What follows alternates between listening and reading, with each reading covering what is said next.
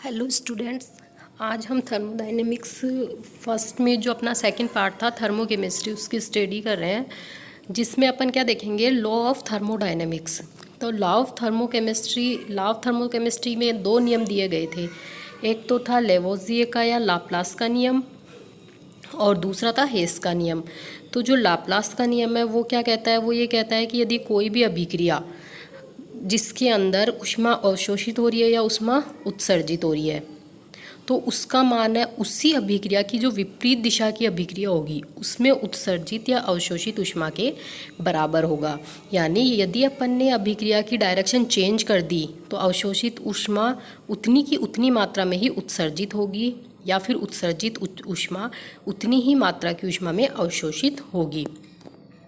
यानी अभिक्रिया की दिशा में परिवर्तन करने पर जो अभिक्रिया ऊष्मा है वो भी क्या होती है, चेंज हो जाती है। वैल्यू उसकी सेम रहेगी, सिर्फ उसका क्या साइन चेंज होगा। तो इस नियमानुसार अभिक्रिया में अवशोषित या उत्सर्जित ऊष्मा का मान उसी अभिक्रिया की विपरीत अभिक्रिया में उत्सर्जित अथवा अवशोषित ऊष्मा के बराबर हो रहा है। यहाँ अवशोषित है तो अगली विपरीत अभिक्रिया में उत्सर्जित होगी, और यदि जो प्रथम अभिक्रिया उसमें उत्सर्जित ऊष्मा है तो वो उसकी विपरीत अभिक्रिया में अवशोषित होगी। इसी को दूसरे रूप में अपन क्या कह सकते हैं कि किसी यौगिक के वियोजन के लिए आवश्यक ऊष्मा उसकी जो संवहन ऊष्मा या उसके निर्माण में मुक्त होने वाली ऊष्मा होती है उसके बराबर होती है। यानी किसी मॉलिक्यूल को तोड़ने के लिए दी गई ऊष्मा उसी मॉलिक्यूल को प्राप्त करने में या उसके निर्माण में मुक्त होने वाली ऊष्मा के बराबर होती है। यदि अपन मॉलिक्यूल तोड़ेंगे तो ऊष्मा का अवशोषण होगा, तो यह अवशोषित ऊष्मा हो गई, और यदि उसको वापस निर्माण करेंगे तो ऊष्मा मुक्त होगी, यानी वो उत्सर्जित ऊष्मा होगी। यानी ऊष्मा का जो परिवर्तन है वो सदैव क्या रहता है, स्थिर रहता है। एक में पॉजिटिव साइन आ जाता है और एक में नेगेटिव साइन आ जाता है। जैसे फॉर एग्जांपल यहाँ कार्बन सॉलिड की अभिक्रिया अगर अपन ने O2 गैस से कराई तो CO2 गैस बन रही है, और इसकी विपरीत अभिक्रिया की अपन CO2 गैस का जो मॉलिक्यूल है उसको तोड़ेंगे तो अपने पास जो C सॉलिड, कार्बन सॉलिड और O2 गैस बनेगी। इस अभिक्रिया जो अपन ने संवहन ऊष्मा या हीट ऑफ फॉर्मेशन है उसका मान delta H equal to -393.5 kilo joule पर मोल है। यानी इतनी ऊष्मा उसमें उत्सर्जित हो रही है, जबकि यहाँ CO2 मॉलिक्यूल को तोड़ने के लिए अपन ने क्या है, इतनी की इतनी मात्रा में ऊष्मा अपन को देनी पड़ी है। सिर्फ दोनों का साइन चेंज है, वैल्यू सेम है। दूसरा नियम है अपना हेस का नियम। इसे अपन ताप योग या ऊष्मा संकलन का नियम भी कहते हैं। ये क्या कहता है, ये कहता है कि यदि कोई भी अभिक्रिया एक से अधिक पदों में संपन्न हो रही है तो उस अभिक्रिया की जो कुल ऊष्मा होगी वो उन सभी पदों के योग के बराबर होगी। यानी जो अभिक्रिया ऊष्मा है वो उसका मान क्या पथ पे निर्भर नहीं करता, चाहे वो किसी भी पथ से संपन्न करवाई जाए। तो ये नियम क्या, जो ऊष्मागतिकी का प्रथम नियम था यानी ऊर्जा संरक्षण का नियम, उस नियम पर आधारित है। इसके अनुसार किसी रासायनिक प्रक्रम की कुल ऊष्मा परिवर्तन सदैव स्थिर रहता है, चाहे उसका पथ कोई सा भी हो या किसी भी परिस्थिति में उसे कितने ही पदों में संपन्न करवाया जाए। जैसे कोई अभिक्रिया जिसमें ए रिएक्टेंट बी प्रोडक्ट में कन्वर्ट हो रहा है, एक पाथ तो लिया अपन ने कि डायरेक्ट ए बी में कन्वर्ट हो रहा है, इसे कहेंगे अपन पाथ फर्स्ट। एक पाथ लेंगे ए पहले सी में कन्वर्ट हो रहा है, सी डी में हो रहा है और डी बी में हो रहा है। यानी ए से सी के लिए डेल्टा H1, सी से डी के लिए डेल्टा H2 और एक ये हो गया डी से बी के लिए डेल्टा H3, जबकि ए से बी के लिए अपना डेल्टा H। ये एक पथ है, ये एक पथ है, लेकिन दोनों पथों में जो ऊष्मा परिवर्तन है वो क्या होगा, समान होगा। ये अपना हेस का नियम कहता है। तो delta H equal to delta H1 plus delta H2 plus delta H3, यानी इसका मान इस पथ वाले के बराबर होगा। तो इसे कहेंगे कि अपन ये पथ पे निर्भर नहीं करता। अब इसकी एप्लीकेशंस देखेंगे कि हेस के नियम को अपन किस किस काम में लेते हैं। ये इंपॉर्टेंट नियम है अपना। तो फर्स्ट देखेंगे अपन calculation of heat of formation, यानी संवहन ऊष्मा की गणना, जिसे अपन कहेंगे डेल्टा H फॉर्मेशन। तो कोई भी पदार्थ है उसकी एंथैल्पी का निरपेक्ष मान है, उसे अपन ज्ञात करना कठिन होता है, यानी उसे अपन इंडिपेंडेंटली ज्ञात नहीं कर सकते। जबकि उसको रिलेटिव वैल्यू या उसका सापेक्ष मान है, उसको अपन आसानी से ज्ञात कर सकते हैं, यानी किसी दूसरे से रिलेट करके उसे अपन ज्ञात कर सकते हैं। इसीलिए मानक अवस्था में तत्वों की एंथैल्पी शून्य मानी जाती है। यानी एट स्टैंडर्ड स्टेट पे कोई भी तत्व है, जैसे N2 गैस है, H2 गैस है, O2 गैस है, ये स्टैंडर्ड स्टेट पे रहेंगी, तो इनकी जो हीट ऑफ रिएक्शन या हीट ऑफ एंथैल्पी होगी उसे अपन क्या मानेंगे, जीरो मानेंगे। और यौगिक की मानक संवहन ऊष्मा है, ये उसकी पूर्ण ऊष्मा या डेल्टा एच के बराबर होती है, जिसे अपन यहाँ डेल्टा एच फॉर्मेशन कहेंगे। अब जैसे half N2 gas molecule 3/2 H2 gaseous molecule से रिएक्शन करके क्या बनाएगा, NH3 बना रहा है। अपन जब हीट ऑफ फॉर्मेशन देखेंगे तो उसके हीट ऑफ फॉर्मेशन की डेफिनेशन ये थी, अपन ने पहले पढ़ा था कि किसी भी कंपाउंड के या किसी भी यौगिक का 1 मोल प्राप्त उसके अवयवी तत्वों से प्राप्त करने में होने वाले ऊष्मा परिवर्तन को उसकी हीट ऑफ फॉर्मेशन कहते हैं। लेकिन अब डायरेक्टली अपन इसकी रिएक्शन की वैल्यू याद नहीं कर सकते, तो अपन क्या करेंगे, इसकी जो वैल्यू है वो हेस के नियम से, जैसे यहाँ पे N2 स्टैंडर्ड स्टेट में है तो इसकी जो हीट ऑफ एंथैल्पी है उसको जीरो मान लेंगे, H2 की भी जीरो मान लेंगे, और जो NH3 है वो कितनी होती है, -46.0 किलो जूल, ये इसकी स्टैंडर्ड स्टेट पे है, यानी STP पे है। तो हेस के नियम की सहायता से यौगिक की दहन ऊष्मा के आधार पर यदि अपन को इसकी दहन ऊष्मा पता होगी तो अपन क्या करेंगे, इसकी हीट ऑफ फॉर्मेशन ज्ञात कर लेंगे। इसको अपन एक एग्जांपल से समझते हैं। कार्बन, हाइड्रोजन व सुक्रोज के लिए दहन ऊष्मा का मान दिया गया है अपन को, ये अलग अलग, ठीक है। तो अपन क्या करेंगे, सुक्रोज की हीट ऑफ फॉर्मेशन अपन को ज्ञात करना है। तो सबसे पहले तो क्या अपन करेंगे, सुक्रोज की जो फॉर्मेशन की रिएक्शन है वो लिखेंगे। सुक्रोज का फॉर्मूला है C12H22 और O11। इसको अपन को निर्माण करना है, यानी 12 मॉलिक्यूल, 12 अपन को कार्बन एटम चाहिए, कार्बन सॉलिड स्टेट में आता है तो 12 CS, फिर 11 अपन को हाइड्रोजन 11 H2 ले लेंगे तो वो 22 हाइड्रोजन हो गए, हाइड्रोजन एटम हो गए, तो यहाँ 11 H2 गैसियस ले लिए, और 11 O2 है तो अपन ने लिख लिया यहाँ 11/2 O2 गैस। इस रिएक्शन के लिए अपन को डेल्टा H नोट ज्ञात करना है। दिया क्या क्या गया अपन को, कार्बन, हाइड्रोजन और सुक्रोज की दहन ऊष्मा यानी कंबशन एनर्जी। कंबशन एनर्जी यानी उसको अपन ऑक्सीजन की प्रेजेंस में उसको गर्म करना है, उसको जलाना है। तो सबसे पहले कार्बन को ऑक्सीजन की प्रेजेंस में जलाएंगे तो CO2 बनेगी। इसके लिए डेल्टा H दिया गया अपन को -393.5। फिर है H2 की दी गई है, तो H2 को यदि अपन ने हाफ O2 से करा तो अपने पास H2O बनता है। तीनों को ही अपन को क्या ऑक्सीजन की प्रेजेंस में जलाना है, इसके लिए डेल्टा H की वैल्यू आ गई। और इसी तरह सुक्रोज को जलाएंगे तो अपन अपने पास जहाँ कार्बन है उसका तो CO2 में चेंज हो जाएगा और हाइड्रोजन अपने पास H2 में आ जाएंगे। इसके लिए डेल्टा H अपन को दिया है ये वाला। इन तीनों को अपन ने 1 2 3 इक्वेशन दे दी। अपन को इस वाली रिएक्शन के लिए अपन को डेल्टा H ज्ञात करना है, तो अपन क्या करेंगे, इन तीनों इक्वेशन का यूज़ करके अपन इस इक्वेशन को प्राप्त करेंगे। तो यहाँ पे अपन ने देखा सबसे पहले कार्बन 12 है, तो जो अपने पास कार्बन वाली इक्वेशन है इसको अपन क्या करेंगे, 12 से मल्टीप्लाई करेंगे, यानी समीकरण 1 को 12 से। हाइड्रोजन 11 है तो समीकरण 2 को किससे करेंगे, 11 से गुणा करेंगे, और फिर इन दोनों इक्वेशन को अपन जोड़ देंगे, क्योंकि कार्बन प्लस हाइड्रोजन है तो इन दोनों इक्वेशन को जोड़ने पर अपने पास ये इक्वेशन प्राप्त होगी। दोनों को अपन ने लिख दिया 11 और 12 से मल्टीप्लाई करके, फिर अपन ने जोड़ दिया तो अपने पास इक्वेशन नंबर 4 प्राप्त हो गई। अपन जब इक्वेशन को मल्टीप्लाई करेंगे किसी भी नंबर से तो जो अपना डेल्टा H है वो भी क्या होगा, उसी नंबर से मल्टीप्लाई होगा।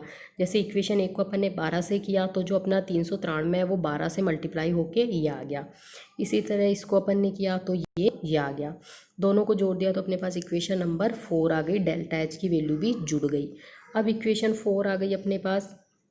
अब अपन को प्राप्त करनी है इक्वेशन ये सुक्रोज वाली, तो अपन क्या करेंगे, इसके अंदर से अपन ये वाला जो अपने पास प्रोडक्ट है ये अपन को राइट हैंड साइड में चाहिए, यानी अपने पास ये रिएक्शन अपन को ऐसे की ऐसे चाहिए।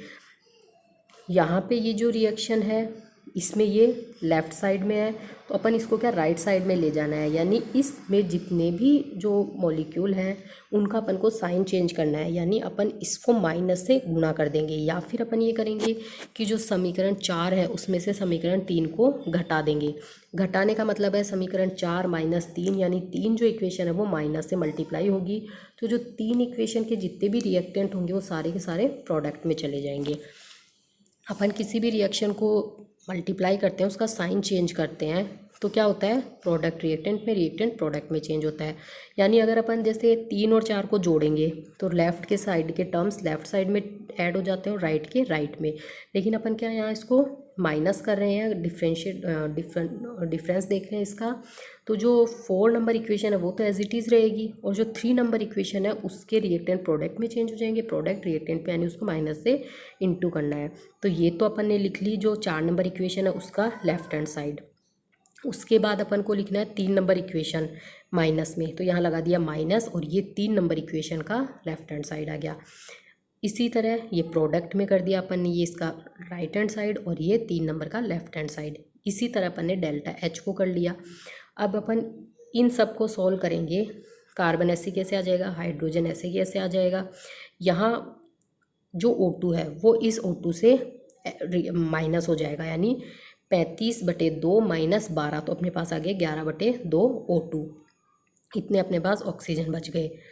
फिर ये जो CO2H2 है, ये CO2H2, ये CO2H2 से कैंसिल हो गए, तो इधर कुछ भी नहीं बचा।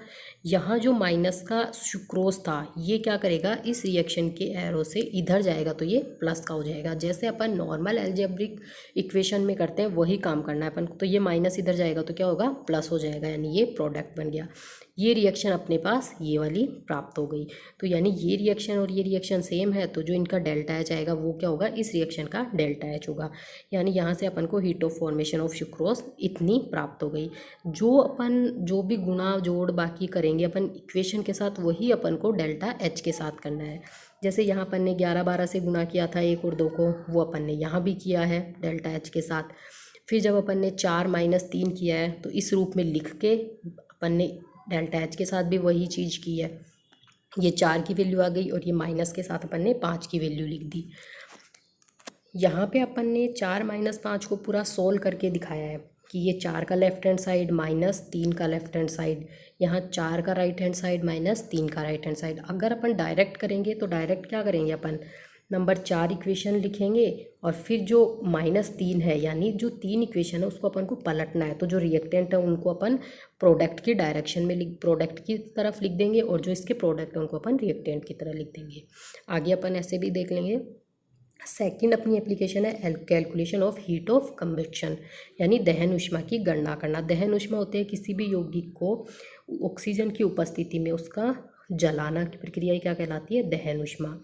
तो यदि किसी यौगिक की दहन अभिक्रिया में उपस्थित यौगिकों की संवहन ऊष्मा अपन को ज्ञात है, यानी हीट ऑफ फॉर्मेशन ज्ञात है, तो अपन उनकी हीट ऑफ कन्वेक्शन भी ज्ञात कर सकते हैं। हेस के नियम के अनुसार उन यौगिकों की दहन ऊष्मा ज्ञात की जाती है जिन्हें प्रयोगशाला में अपन ज्ञात नहीं कर सकते। जैसे कि कार्बन के दहन से CO बनना, मतलब कार्बन का यदि अपन दहन कराएंगे तो अपने पास क्या डायरेक्ट CO2 प्राप्त होगी, अभिक्रिया CO पे नहीं रुकेगी क्योंकि इसका पूर्ण दहन होगा और CO2 बनेगी। जबकि अपूर्ण दहन से CO बन रहा है तो अपन C से CO के निर्माण के लिए हीट ऑफ कन्वेक्शन लैब में ज्ञात नहीं कर सकते। तो इसके लिए अपन क्या करेंगे, हेस का नियम लगाएंगे। जैसे अपन इसका एग्जांपल देखते हैं, कार्बन सॉलिड से CO2 बन रहा है, यानी CO2 बनने के लिए हीट ऑफ कन्वेक्शन अपने पास इतना है, जबकि CO का हीट ऑफ कन्वेक्शन ये दे रखा है अपने पास। यानी एक तरह से अपन को दे रखा है कि कार्बन और कार्बन मोनोऑक्साइड का हीट ऑफ कन्वेक्शन अपने को दोनों दे रखे हैं, और अपन को कार्बन मोनोऑक्साइड का हीट ऑफ फॉर्मेशन ज्ञात करना है, या फिर ये कह दें कि कार्बन का अपूर्ण दहन का वैल्यू अपन को ज्ञात करनी है। तो अपूर्ण दहन का मतलब उसको डायरेक्ट CO में ही चेंज करना है, CO2 नहीं बनाना। ये दो अपन को दे रखी हैं और ये वाली अपन को ज्ञात करनी है। तो इन दोनों रिएक्शन का उपयोग करके अपन क्या करेंगे, ये निकालेंगे। यानी अपन को जो ये रिएक्शन है इसको इस तरह से जोड़ बाकी करना है कि अपने पास ये वाली प्राप्त हो जाए। तो देखिए, इस रिएक्शन के लेफ्ट हैंड साइड में कार्बन सॉलिड है और ऑक्सीजन है। तो अपन जो इक्वेशन अपनी फर्स्ट है उसको तो ऐसे की ऐसे रखेंगे, किसी से मल्टीप्लाई नहीं करना, कुछ नहीं करना। जबकि इक्वेशन सेकंड में क्या है, राइट हैंड साइड, यहाँ लेफ्ट हैंड साइड में CO है जबकि इधर राइट हैंड साइड में है। तो अपन क्या करेंगे, equation first minus equation second, यानी इक्वेशन 1 तो ऐसे कैसे आएगा, तो कार्बन लेफ्ट हैंड साइड में आ जाएगा। सेकंड को माइनस करेंगे, जो ये इसका CO है ये क्या चला जाएगा, इधर प्रोडक्ट में आ जाएगा। यही अपन को करना है। तो 1 माइनस 2 करेंगे, तो ये इसके right hand side left hand side के टर्म हो गए इक्वेशन 1 के, ये इक्वेशन 2 के, ये इक्वेशन 1 के और 2 के, यही अपन ने डेल्टा एच में कर लिया। ये CO से CO2 से CO2 कट गया, ये जो माइनस का CO था ये इधर प्रोडक्ट में आ गया, और ये O2 माइनस हाफ O2 से प्लस हाफ O2 बच गया। तो ये इसके लिए अपन को हीट ऑफ कंबक्शन ज्ञात हो गई, यही अपन को ज्ञात करनी थी। इसी तरह अपन सुक्रोज के लिए ज्ञात कर लेंगे। तो ये एक एग्जांपल मैंने और दिखाया है। तो यहाँ पे अपन सुक्रोज का हीट ऑफ कंबक्शन अपन को ज्ञात करना है। इसके लिए अपन को कार्बन की जो सुक्रोज का हीट ऑफ फॉर्मेशन दिया गया है, H2O के लिए फॉर्मेशन दिया गया और CO2 का हीट ऑफ फॉर्मेशन दिया गया है। तो वही करना है अपन को, इन तीनों रिएक्शन का यूज़ करके अपन को ऊपर वाली रिएक्शन प्राप्त करनी है। तो जो अपनी 1 2 3 रिएक्शन है, इसमें से देखिए ये यहाँ पे है, यानी लेफ्ट हैंड साइड में सुक्रोज है, जबकि यहाँ राइट हैंड साइड में है, यानी अपन को जो समीकरण 1 है उसको माइनस से मल्टीप्लाई करना है। जबकि यहाँ CO2 left hand side right hand side में है, और यहाँ पे CO2 अपना ये रहा, ये भी राइट में है। तो अपन को इक्वेशन नंबर 3 को एज इट इज़ रखना है, सिर्फ 12 से मल्टीप्लाई करना है। तो अपन क्या करेंगे, समीकरण 3 को तो 12 से मल्टीप्लाई करेंगे। यहाँ H2 राइट हैंड साइड में है, यहाँ H2 राइट हैंड साइड में है, लेकिन इसको 11 से मल्टीप्लाई करना है। तो समीकरण 2 को 11 से मल्टीप्लाई करेंगे और 3 को 12 से मल्टीप्लाई करेंगे और दोनों को फिर जोड़ देंगे। ठीक है, तो 2 और 3 को जोड़ देंगे। इसके बाद क्या होगा, जो अपनी इक्वेशन 1 है, इन दोनों को जोड़ने से अपने पास इक्वेशन नंबर 4 प्राप्त होगी। ये आ गई अपने पास इक्वेशन नंबर 4। अब जो ये इक्वेशन नंबर 4 है, इस इक्वेशन नंबर 4 माइनस 1 कर देंगे, क्योंकि 1 को अपन को माइनस से मल्टीप्लाई करना होगा। ये इधर प्रोडक्ट में है और ये यहाँ रिएक्टेंट में है। तो समीकरण 4 माइनस 1 करेंगे फिर अपन, तो 4 माइनस 1 से ये अपने पास डेल्टा एच का मान आ गया। फिर है calculation of heat of transition. Heat of transition होता है किसी भी एक अपर रूप को उसके दूसरे क्रिस्टलीय अपर रूप में परिवर्तन करने के लिए आवश्यक ऊष्मा। तो किसी एक पदार्थ के एक क्रिस्टलीय रूप का दूसरे क्रिस्टलीय रूप में परिवर्तन संक्रमण कहलाता है। यह अत्यंत धीरे से धीरे होने वाला प्रक्रम है। इसका अध्ययन प्रयोगशाला में संभव नहीं है, यानी इसकी स्पीड इतनी स्लो होती है, रेट ऑफ रिएक्शन, कि अपन इसको लैब पे कैलकुलेट नहीं कर सकते। लेकिन यदि किसी पदार्थ के 2 अपर रूपों की दहन ऊष्माएं अपन को हीट ऑफ कंबक्शन यदि पता है, तो अपन उसकी हीट ऑफ ट्रांजिशन ज्ञात कर सकते हैं। एग्जाम्पल के लिए देखेंगे कि सल्फर के 2 अपर रूप है, रोम्बिक और मोनोक्लिनिक। सल्फर, इसकी अपन को हीट ऑफ कंबक्शन ज्ञात है, तो अपन इसकी हीट ऑफ ट्रांजिशन ज्ञात कर सकते हैं। तो सल्फर की रोम्बिक की हीट ऑफ कंबक्शन ये रही, और मोनोक्लिनिक की हीट ऑफ कंबक्शन ये रही। हीट ऑफ कंबक्शन का मतलब इनको O2 की प्रेजेंस में जलाना है, तो सल्फर से SO2 बन जाएगा और दूसरे सल्फर से भी SO2। प्रोडक्ट दोनों में सेम बनेंगे, अपर रूप में प्रोडक्ट क्या होंगे, सेम बनेंगे। तो जो अपने पास अपन को हीट ऑफ ट्रांजिशन निकालनी है, यानी S रोम्बिक को सल्फर मोनोक्लिनिक में चेंज होने के लिए हीट ऑफ रिएक्शन निकालनी है। तो इन दोनों अभिक्रिया से अपन को ये अभिक्रिया प्राप्त करनी है। तो इक्वेशन फर्स्ट रिएक्टेंट है, ये ऐसे कैसे, तो इक्वेशन फर्स्ट को तो ऐसे कैसे रखेंगे, सेकंड में ये क्या माइनस में कर देंगे। तो इक्वेशन 1 माइनस 2 करनी है अपन को, तो 1 माइनस 2 से ये अपने पास आ जाएगा। यही अपन को डेल्टा एच में ये 1 की आ गई, ये माइनस माइनस प्लस हो के 2, तो ये अपने पास हीट ऑफ ट्रांजिशन आ गई। 4 है कैलकुलेशन ऑफ हाइड्रेशन एनर्जी, यानी जल योजन ऊष्मा का मान। तो किसी भी क्रिस्टलीय यौगिक के जल योजन में मुक्त होने वाली ऊष्मा क्या कहलाती है, उसकी जल योजन या हीट ऑफ हाइड्रेशन कहलाती है। हेस के नियम की सहायता से अपन इसकी भी कैलकुलेशन कर सकते हैं। कई क्रिस्टलीय पदार्थ जल के एक या अधिक अणुओं को अपने क्रिस्टल जालक के अंदर पैक करके रखते हैं, इसे अपन क्या कहते हैं, जल योजित क्रिस्टल। जैसे कॉपर सल्फेट है, ये क्या करता है, अपने साथ डॉट 5H2O रखता है। तो ये जो 5H2O होता है ये इसका क्रिस्टलीय जल कहलाता है, यानी ये क्रिस्टल जालक में H2O को अपने साथ बाइंड करके रखता है। ये जलयोजित क्रिस्टल है, यानी 5H2 इसका क्रिस्टलीकृत जल है। ऐसे पदार्थों के निर्जलीय व जलयोजित अवस्था में यदि अपन को विलयन ऊष्मा का मान ज्ञात हो, तो अपन उसकी हीट ऑफ हाइड्रेशन ज्ञात कर सकते हैं। एग्जाम्पल के लिए देखेंगे अपन कॉपर सल्फेट की हीट ऑफ सॉल्यूशन अपन को ध्यान है, यानी उसको जल में विलय। हीट ऑफ सॉल्यूशन का मतलब है उसकी उसको जो भी उसका विलयन है उसमें पूरी रूप से घोलना। तो CuSO4 का हीट ऑफ सॉल्यूशन यानी इसको अपन जलीय H2O में डिज़ोल्व करेंगे तो पूरा ये घुल जाएगा। इसके लिए अपन को डेल्टा H का मान पता है, इसे इससे दे the equation number first.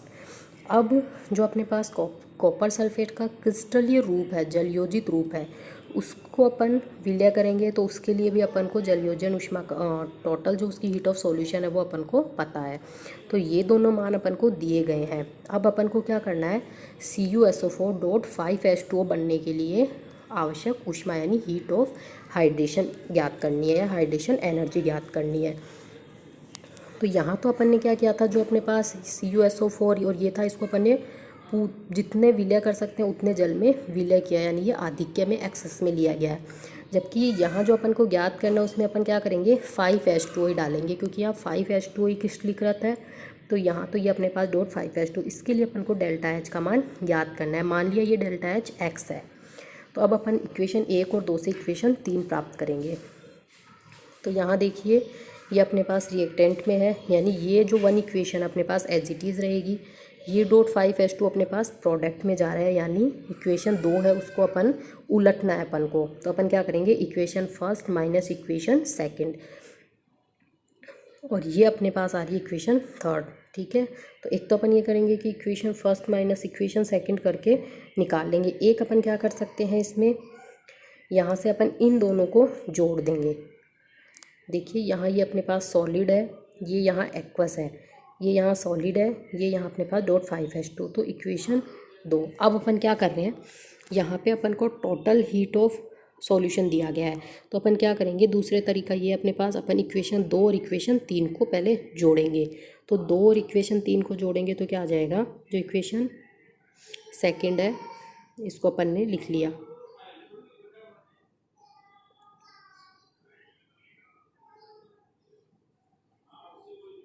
Equation 2 और 3 ये रहे।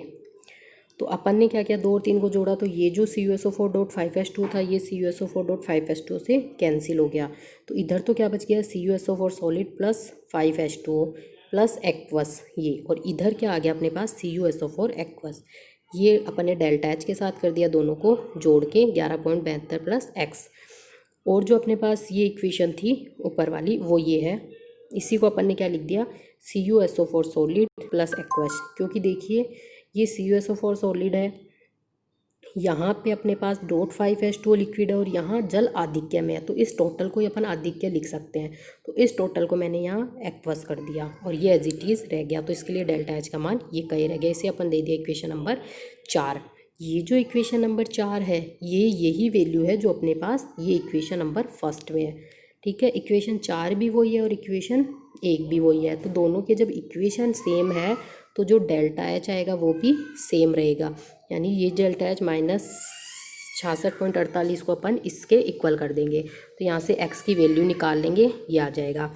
तो अतः CuSO4 के CuSO4.5H2O में चेंज होने पर इतनी ऊष्मा मुक्त होगी, यही इसकी क्या कहलाएगी, जलयोजन ऊष्मा।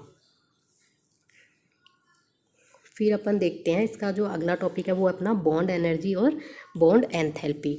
तो किसी भी यौगिक के एक मोल के वियोजित या विघटित होने के लिए आवश्यक औसत ऊर्जा को उसकी बंध ऊर्जा कहते हैं। यानी किसी भी एक बंध को तोड़कर किसी भी यौगिक का एक मोल लिया, उसके जो एक बंध है उसको तोड़ने के लिए दी गई उसकी औसत ऊष्मा उसकी बंध विशेष की बंध ऊर्जा कहलाती है। इसे अपन इस रूप में भी कह सकते हैं कि यौगिक के एक मोल को अपने अवयवी परमाणुओं में वियोजित होने में हुए औसत एंथैल्पी परिवर्तन को ही बंध की एंथैल्पी या बंध ऊर्जा कहते हैं। अपन ने यहाँ औसत का यूज़ इसलिए किया है क्योंकि यदि किसी मॉलिक्यूल के अंदर एक से अधिक बंध हैं और वो बंध समान है तो उसका फर्स्ट बंध तोड़ने के लिए अलग ऊष्मा की आवश्यकता होगी, सेकंड के लिए अलग, थर्ड के लिए अलग। लेकिन बॉन्ड इक्वल है, जैसे अपन CH4 में देखेंगे 4 बॉन्ड है CH लेकिन एक बॉन्ड को तोड़ने के लिए अलग ऊष्मा होगी, दूसरे को अलग, तीसरे को अलग, चौथे को अलग। तो अपन जो चारों बंधों की ऊष्मा है उन चारों का औसत लेंगे, इसीलिए अपन ने यहाँ औसत का यूज़ किया है।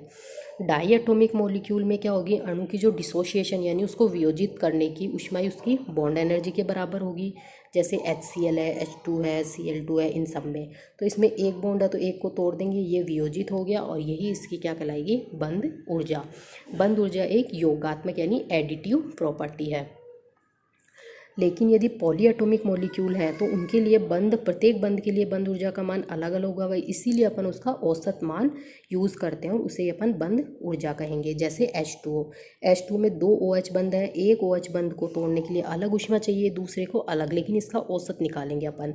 देखिए यहाँ 2H है, इसको वियोजित करेंगे 2H + O2, इसके लिए डेल्टा H नोट इतनी आ गई। तो यहाँ 2 OH को तोड़ने के लिए आवश्यक ऊष्मा इतनी है, तो एक बंध की कितनी हो गई, इसमें 2 का भाग लगा देंगे अपन। ये अपने पास हो गई इस बॉन्ड की बॉन्ड एनर्जी या बॉन्ड एंथैल्पी। तो किसी भी यौगिक को वियोजित करके उसके एटम्स प्राप्त करने के लिए जो आवश्यक ऊष्मा है वो क्या कहलाती है, अपनी बंध ऊर्जा या बंध एंथैल्पी कहलाती है। पॉली एटॉमिक में अपन ने देख लिया 2 बंध को तोड़ रहे हैं और यहाँ पे ये आ रही है तो अपन इसमें 2 का डिवाइड कर देंगे क्योंकि उसकी औसत ऊर्जा लेनी है। इसी तरह CH4 में 4 बंध हैं और 4 को तोड़ के अपन ने पूरा C सॉलिड प्राप्त कर लिया, कार्बन और 4 हाइड्रोजन एटम, और अपने पास डेल्टा H इतना है। तो ये 4 बंधों की है तो एक बंध की निकालने के लिए अपन इसको 4 से डिवाइड कर देंगे। एप्लीकेशन ऑफ बॉन्ड एनर्जी, काय में अपन बॉन्ड एनर्जी का यूज़ करते हैं। तो फर्स्ट है अपने पास अभिक्रिया ऊष्मा का परिकलन, यानी अपन अभिक्रिया ऊष्मा को भी कैलकुलेट कर सकते हैं बॉन्ड एनर्जी से। तो बंध ऊर्जाओं की सहायता से यदि किसी क्रियाकारक व उत्पाद की संरचना ज्ञात हो तो अपन उसकी अभिक्रिया ऊष्मा ज्ञात कर सकते हैं। जैसे CH4 है, इसका अपन ने क्लोरीन की उपस्थिति में इसका एल्काइलेशन किया तो एक HCl निकल गया और एक CH3Cl। इस अभिक्रिया के लिए अपन को कुछ बॉन्ड्स जैसे CH है, CCl, ClCl, HCl, इनकी बॉन्ड एनर्जी दी गई है, ये रही इनकी बॉन्ड एनर्जी। तो इनके आधार पे अपन क्या करते हैं, इसकी हीट ऑफ फॉर्मेशन ज्ञात कर सकते हैं, हीट ऑफ रिएक्शन ज्ञात कर सकते हैं। देखिए कैसे, डेल्टा H फॉर्मेशन या हीट ऑफ रिएक्शन है वो क्या होगी, delta H product minus delta H reactant. या फिर एक बंध को यहाँ पे अपन ने इससे ये प्राप्त किया है तो इसमें क्या किया अपन ने, यहाँ से एक CH3H बॉन्ड को तोड़ा है, यानी एक CH बॉन्ड को तोड़ा है, और यहाँ से एक ClCl बंध को तोड़ा है। यहाँ पे एक CCl बंध बन रहा है और यहाँ एक HCl बंध बन रहा है। तो अपन किसी बंध को तोड़ेंगे तो उसमें ऊष्मा देनी पड़ेगी, और यदि कोई बंध बन रहा है तो ऊष्मा उसमें निकलेगी। यहाँ अपन बंध को तोड़ रहे हैं तो अपन को ऊष्मा देनी पड़ेगी। ऊष्मा देने का मतलब है कि उसके लिए डेल्टा H का मान क्या होगा, पॉजिटिव होगा। तो इस बंध को तोड़ने, इसीलिए अपन ने कहा था कि जो बॉन्ड एनर्जी है वो एडिटिव प्रॉपर्टी होती है। तो इस बंध को तोड़ने के लिए जो अपने पास दी गई है, यानी डेल्टा H ऑफ CH बंध तोड़ा, यहाँ CCl बंध तोड़ा तो ये दोनों पॉजिटिव। फिर यहाँ डेल्टा H ऑफ CCl बंध बन रहा है तो नेगेटिव, यानी मुक्त होएगी ऊष्मा। यहाँ HCl बंध बन रहा है तो मुक्त होएगी। अब इन सभी डेल्टा H के मान अपन ये जो अपने पास दिए गए हैं ये रख देंगे, ये सारी वैल्यू पुट कर दी, इसका जोड़ देंगे, इन दोनों को भी जोड़ देंगे और फिर आपस में घटा देंगे तो अपने पास ये आ गया। यानी इस रिएक्शन के लिए हीट ऑफ रिएक्शन इतनी आएगी। इस तरह अपन बॉन्ड एनर्जी से हीट ऑफ रिएक्शन कैलकुलेट कर सकते हैं। फिर है हीट ऑफ फॉर्मेशन का भी अपन कैलकुलेशन कर सकते हैं बंध ऊर्जा की सहायता से। जैसे फॉर एग्जांपल ये अपन ने एसीटोन का एक मॉलिक्यूल प्राप्त किया है, तो एसीटोन के एक मॉलिक्यूल को प्राप्त करने के लिए अपन क्या करेंगे, 3 तो कार्बन और 6 हाइड्रोजन एटम और 1 ऑक्सीजन एटम लिया है। इससे अपन को एसीटोन का मॉलिक्यूल प्राप्त हो रहा है। तो इस अभिक्रिया के लिए अपन को डेल्टा H फॉर्मेशन ज्ञात करनी है। यहाँ पे क्या है, सबसे पहले 3 जो गैसियस मॉलिक्यूल हैं उनको 3 सॉलिड मॉलिक्यूल में चेंज किया, जिसको अपन कहेंगे सब्लिमेशन या ऊर्ध्वपातन। फिर जो 6 हाइड्रोजन एटम है इनको प्राप्त करने के लिए अपन क्या करेंगे, 3 H2 एटम को डिसोसिएट करेंगे, 6 हाइड्रोजन एटम प्राप्त करेंगे। फिर एक ऑक्सीजन एटम प्राप्त करने के लिए एक हाफ O2 मॉलिक्यूल यानी ऑक्सीजन बंध को तोड़ेंगे और एक ऑक्सीजन एटम प्राप्त करेंगे। तो ये तो अपन ने यहाँ ऊर्ध्वपातन सब्लिमेशन किया, एनर्जी देनी पड़ी। यहाँ अपन ने बंध तोड़ा है यानी इनका वियोजन किया है तो भी अपने पास एनर्जी देनी पड़ी। तो इन तीनों जो ऊपर वाली है इनके लिए डेल्टा H का मान पॉजिटिव होगा। तथा यहाँ पे 6 कार्बन हाइड्रोजन बंध बन रहे हैं 2 कार्बन कार्बन बंध बन रहे हैं और एक CO बंध बन रहा है। ये बंध निर्माण है, यानी इनके लिए ऊष्मा मुक्त होगी। तो जितने भी बंध तोड़े हैं उनके लिए, जैसे 3 तो अपन ने जो अपने पास सब्लिमेशन एनर्जी, तो यहाँ अपन ने 3 into delta H of Cg लिख दिया। यहाँ पे 3 ही अपन ने क्या H2 के बंध तोड़े हैं, तो 3 into delta H of H2। यहाँ हाफ अपन ने O2 का मोलिक्यूल तोड़ा है, तो हाफ इंटू डेल्टा HO2। जितने जितने मोलिक्यूल अपन को प्राप्त करने हैं उतना ही अपन को डेल्टा एच को मल्टीप्लाई करना है, यानी एक मोलिक्यूल के लिए इतनी है तो 3 के लिए उसकी तिगुनी हो गई। फिर माइनस 6 CH बंध बन रहे हैं, तो 6 into delta H of CH plus 2 into delta H of CC, 2 carbon carbon बंध बन रहे हैं और एक C डबल बॉन्ड O बंध बन रहा है। यहाँ ऊष्मा मुक्त होगी तो अपन ने यहाँ माइनस लिख लिया। इन सब की वैल्यू अपने को यहाँ से जो अपन ने लिखी थी ये पुट कर दी, तो ये सारी की सारी वैल्यू रख दिया। इनमें जोड़ बाकी गुना करने पे अपने पास जो हीट ऑफ फॉर्मेशन की वैल्यू ये प्राप्त हो गई। इसी तरह अपन इस जो बॉन्ड एनर्जी है उससे रेजोनेंस एनर्जी भी ज्ञात कर सकते हैं। रेजोनेंस दर्शाने वाले अणुओं की जो परिकलित और प्रायोगिक संवहन ऊष्मा है उनके मानों में काफ़ी अधिक अंतर आता है, यानी जो अपन ऑब्जर्व करेंगे और जो प्रैक्टिकली निकालेंगे उसमें डिफरेंस होता है। यही अंतर क्या कहलाती है, उनकी रेजोनेंस एनर्जी कहलाती है। जो उनकी अपन, एक तो किसी भी मॉलिक्यूल है जो रेजोनेंस शो कर रहा है तो उसकी वास्तविक संरचना के लिए जो अपन हीट ऑफ फॉर्मेशन कैलकुलेट करेंगे, और जो प्रैक्टिकली उसका रेजोनेंस हाइब्रिड होगा उसकी हीट ऑफ फॉर्मेशन होगी, उन दोनों में डिफरेंस होगा। और वो डिफरेंस ही क्या कहलाता है, उनकी अनुनाद या रेजोनेंस एनर्जी कहलाता है। जैसे बेंजीन की केकुले संरचना को वास्तविक मानते हुए निम्न आंकड़ों से बेंजीन की अनुनाद ऊर्जा ज्ञात करो। ये अपने पास दे रखी है वैल्यूज़। बेंजीन की जो प्रैक्टिकली हीट ऑफ फॉर्मेशन है वो इतनी है। बॉन्ड एनर्जी दे रखी है कार्बन हाइड्रोजन और कार्बन कार्बन सिंगल बॉन्ड की, और एक दे रखी है, ये तीनों दे रखी है, carbon carbon single bond, carbon hydrogen single bond और carbon double bond single bond.